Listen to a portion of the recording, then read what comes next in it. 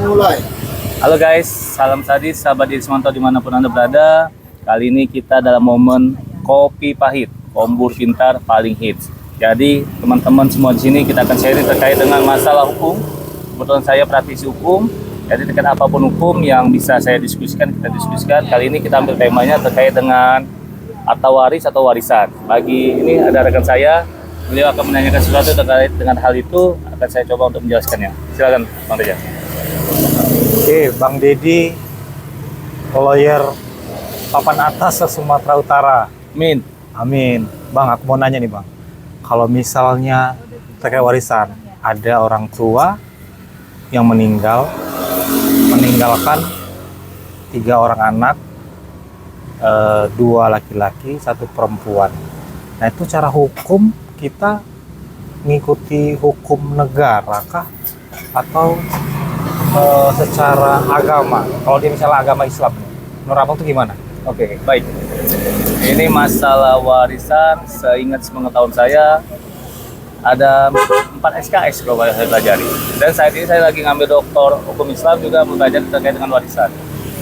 Terkait dengan pertanyaan Abang, ada orang tua meninggal, anaknya ada 3. Tadi ada perempuan 2, Laki-laki 2, laki-laki perempuan 1. Di hukum warisan kita, hukum negara kita itu berlaku 3 hukum, yaitu hukum adat, hukum negara, sama hukum Islam. Yang pasti para pihak yang menjadi ahli waris itu harus bersepakat mana yang digunakan hukumnya. Terkadang kalau kita berada di Padang itu kan ke ibu, ya kan, itu ke matrilineal, lebih cenderung turunan darah ke ibunya. Kalau misalnya ke Jawa itu biasanya ke ayah, matrilineal. Tapi itu sah secara hukum ya? Sah, karena itu hukum kita mengatur 3 hukum adat, hukum Indonesia, hukum negara kita, atau lagi hukum Islam. Tujuannya yang penting para pihak semua menjadi ahli waris bersepakat untuk menentukan di mana dan tidak ada konflik. Warisan itu tujuannya yang penting, karena warisan ini logikanya panas. Ya.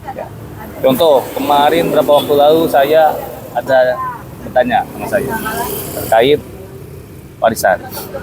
Dia mau balik AJB, rumah udah dibayar di dia, tapi pembayaran kwitansinya di bawah tangan, ya kan? Tak taunya suratnya masih atas nama kakeknya. Tapi dia beli sama orang tuanya. Kakek sama orang tuanya udah meninggal. Tapi dia transaksi sama orang tuanya di bawah tangan, dan bapaknya transaksi sama kakeknya di bawah tangan juga. Surat ini belum berada di balik nama. Yang menjadi permasalahan, kakeknya ada anaknya 16 orang. Nah, 10 orang sudah meninggal. 6 orang masih hidup.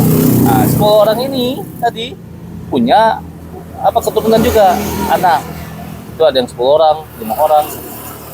Jadi saya bilang, proses baik nama tadi yang ke sertifikat nama di baik nama, itu bisa dilakukan asal pertama semua yang menjadi ahli waris itu menyetujui. Misalnya yang tadi yang 10 meninggal 12, ada anaknya 12 itu menyetujui, dan semua pokoknya yang ahli waris itu menyetujui. Jadi kayak kita buat silsilah.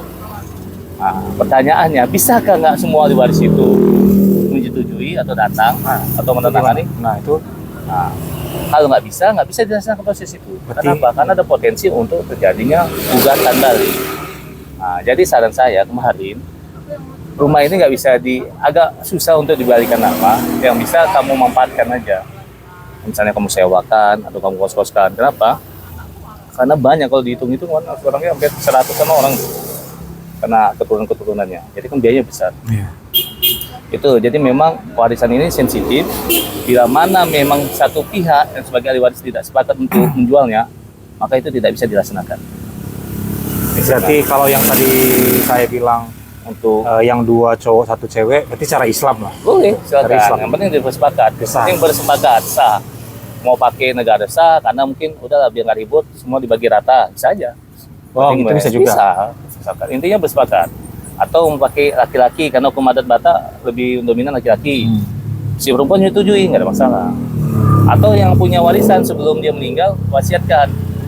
Besok kalau bapak atau ayah atau siapa meninggal, gunakan pakai warisan adat atau pakai hukum negara, atau udah dibuatnya hibah, dihibahkan.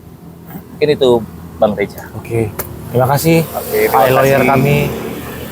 Terima kasih banyak infonya, jadi paham terkait hukum ahli waris. Terima kasih.